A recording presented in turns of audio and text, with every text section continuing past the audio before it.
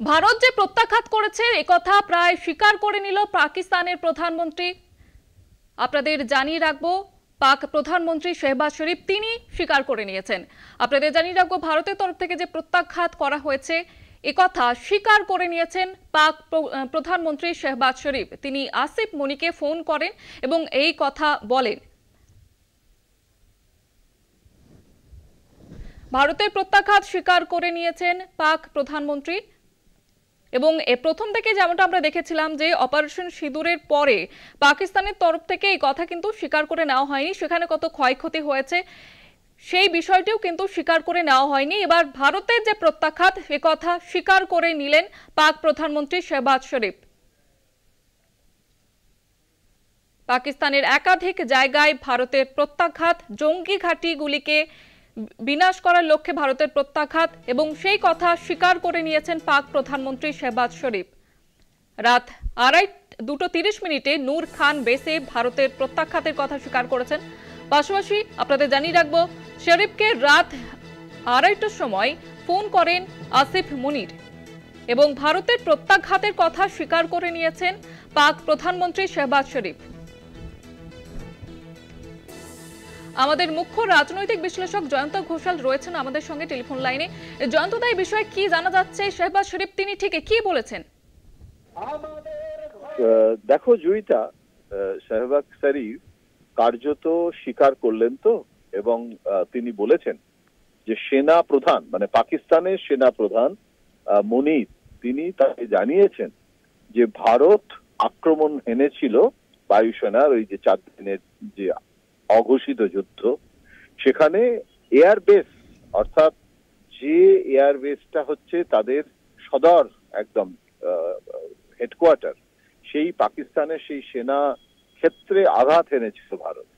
যদিও এটা ভারতের পক্ষ থেকে আনুষ্ঠানিকভাবে বলা হয়নি যে এয়ারবেস আক্রমণ করা হয়েছিল, এখন ওখানে যে টার্গেটেড যে মিলিট্যান্ট ক্যাম্প সেইটাকেই আক্রমণ করা হয়েছিল, এবং অনেকে বলছিলেন যে এটা কানের পাশ দিয়ে ওটা বেরিয়ে গেছিল ওদের মিলিটারি বেসে, এবং এটার মধ্যে একটা ভারতের রণকৌশল ছিল যে আঘাত না হেনে একটা সতর্ক বার্তা দেওয়া যে যদি তোমরা এখনো না থামো তাহলে কিন্তু আমরা আক্রমণটাকে এই জায়গায় নিয়ে যাব এবং পরিপূর্ণ যুদ্ধের জন্য কোনো লাভ নেই, আমরা আক্রমণে যেতে প্রস্তুত। এবং সেটা এখন যখন সিজফায়ার হয়ে গেছে, সেই সংঘর্ষ বিরতির পর পাকিস্তানের মানে সর্বোচ্চ কর্তৃত্ব প্রধানমন্ত্রী যখন স্বীকার করছেন, সেটার নিশ্চয়ই তার একটা অত্যন্ত তাৎপর্যপূর্ণ, এবং ভারতের যে আক্রমণ সেই আক্রমণ যে কতটা মারাত্মক ছিল, সেটা যে পাকিস্তানকে কতটা বিপদে ফেলে দিয়েছে, সেটা কিন্তু খোদ দেশের প্রধানমন্ত্রী পাক প্রধানমন্ত্রী স্বীকার করে নিলেন। সুতরাং ভারতের যে বিজয়, সেই বিজয়কে সূচিত করছে পাকিস্তানের প্রধানমন্ত্রীর এই বক্তব্য, এবং এখন এর ফলে পাকিস্তানের সেনাবাহিনীর মধ্যে তো বিরাট প্রতিক্রিয়া সৃষ্টি হয়েছে। এমনকি নতুন টেন্ডার যে পাকিস্তান দিয়েছে, যেখানে এয়ার বেস যেগুলো ক্ষতিগ্রস্ত হয়েছে সেগুলোকে পুনরায় নির্মাণ সংস্কারের জন্য টেন্ডার দেওয়া হচ্ছে। তার মানে কিছুটা অংশ ক্ষতিগ্রস্ত হয়েওছে, এ ব্যাপারেও কোনো সন্দেহ নেই। এখন যুদ্ধের ক্ষেত্রে আনুষ্ঠানিকভাবে কিছু জিনিস থাকে স্বীকার করা, কিছু না করা, কেননা এগুলোর আন্তর্জাতিক র্যামিফিকেশন থাকে।